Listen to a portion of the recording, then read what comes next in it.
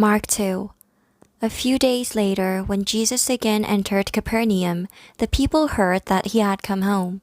So many gathered that there was no room left, not even outside the door, and he preached the word to them. Some men came, bringing to him a paralytic, carried by 4 of them. Since they could not get him to Jesus because of the crowd, they made an opening in the roof above Jesus, and after digging through it, lowered the mat the paralyzed man was lying on. When Jesus saw their faith, he said to the paralytic, "Son, your sins are forgiven." Now some teachers of the law were sitting there, thinking to themselves, "Why does this fellow talk like that? He's blaspheming. Who can forgive sins but God alone?" Immediately Jesus knew in his spirit that this was what they were thinking in their hearts, and he said to them, "Why are you thinking these things? Which is easier, to say to the paralytic, 'Your sins are forgiven,' or to say, 'Get up, take your mat, and walk'? But that you may know that the Son of Man has authority on earth to forgive sins," he said to the paralytic, "I tell you, get up, take your mat, and go home." He got up, took his mat, and walked out in full view of them all.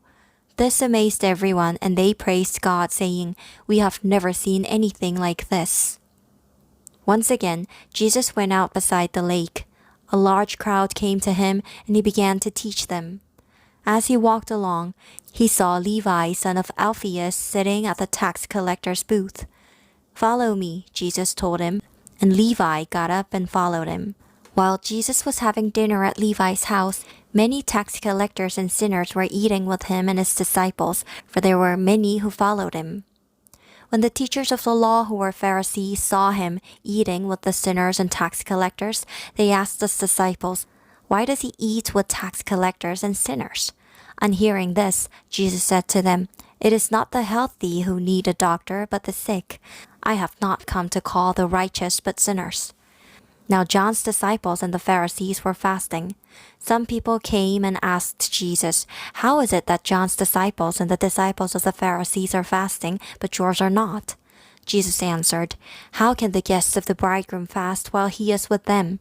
They cannot, so long as they have him with them. But the time will come when the bridegroom will be taken from them, and on that day they will fast. No one sews a patch of unshrunk cloth on an old garment. If he does, the new piece will pull away from the old, making the tear worse. And no one pours new wine into old wineskins. If he does, the wine will burst the skins, and both the wine and the wineskins will be ruined. No, he pours new wine into new wineskins." One Sabbath, Jesus was going through the grain fields, and as his disciples walked along, they began to pick some heads of grain. The Pharisees said to him, "Look, why are they doing what is unlawful on the Sabbath?"